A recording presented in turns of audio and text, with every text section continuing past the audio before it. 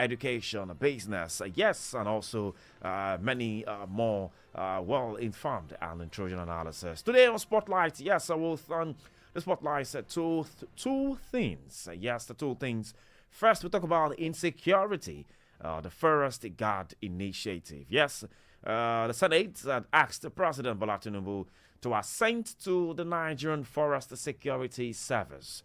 I can tell you that for free. Also, later on the show, the second half of the show, we'll talk about the JAMB error, where reps have proposed one CBT center per local government area. Reps have proposed one CBT center per local government area. Also, there is also an update on the Forest Guard from Sunday Dare, who happens to be one of the special advisors to the president, says that President Tinubu has approved the establishment of forest guards and commencement of their employment to secure the 1,129 forests in the country. And now joining me live right here in the studio, he's, yes, one man who says us the way it is a lawyer, a public affairs commentator, and also a university lecturer. No other person than Barrister Deji Olaleya. Barrister Deji, good morning and welcome to the show. Good morning. It's nice to be on top of the morning.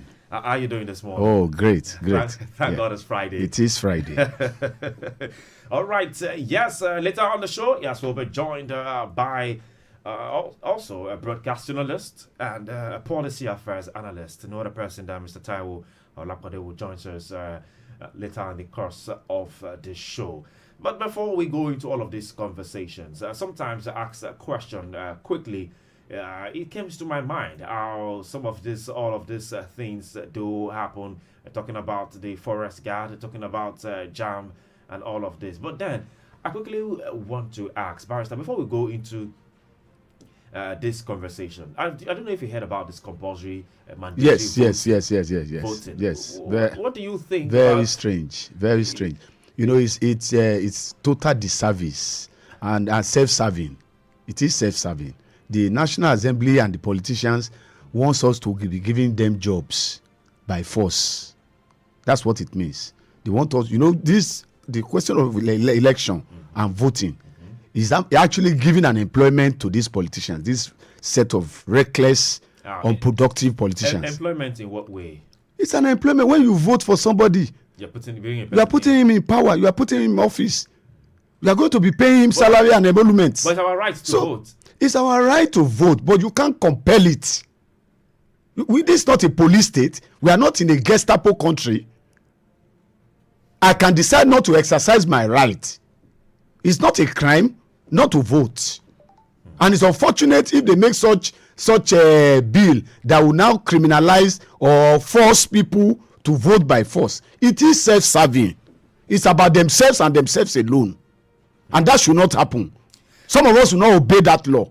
For that, all the voting we have done over the years, what has come out of it? How much improvement in our lives have they been able to achieve?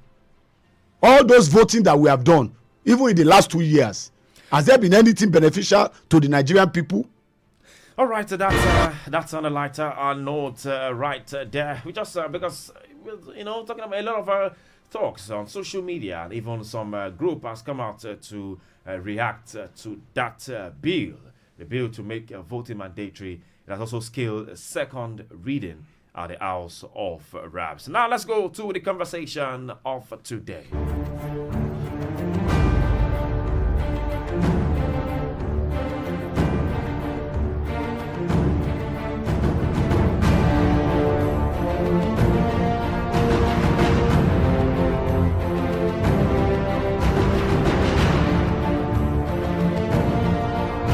Glad to have you back. Yes, I told you earlier that one man who is a broadcaster, also a public affairs analyst or commentator, I will say, Mr. Taiwo Olakbade, also just joins us in the studio. Mr. Taiwo, welcome.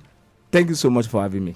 All right. Yes, today's conversation, like I said earlier, talking about the Forest Guard. Yes, the bill has been passed, and even just like I told you, that Sunday Dare, who happens to be special advisor to the president, has also said that the President Tinubu has approved the establishment of forest guards and commencement of their employment to secure 1,129 forests in the country. The president directed that these forest guards are to be well trained, armed to perform these duties. He said this is to flush out terrorists and criminal gang hiding inside the forest for criminal activities. And they will be monitored by the Office of the NSA and the Ministry of Environment also for full implementation. All right. Yes, let me come to Barrister. Barrister, when you heard this news, what came into your mind talking about forest guard? Because is this a great move by the federal government, or this will further complicate security problems? Well, thank you very much. My view about it is that this particular move is not going to solve any problem. It's very strange. Strange because almost all the forests that you find in the country are under the control of the state government. It's another attempt by the federal government to aggregate the power of the state to themselves. Okay, to make sure that they render the state useless. And if you know, these forests constitute the biggest part of the land of most states. So if the federal government is going to be putting his own guards in it or on it, then it is very strange, because it will violate the provision of the constitution, the federal status of Nigeria. Nigeria is not a unitary state where the federal government can just do anything.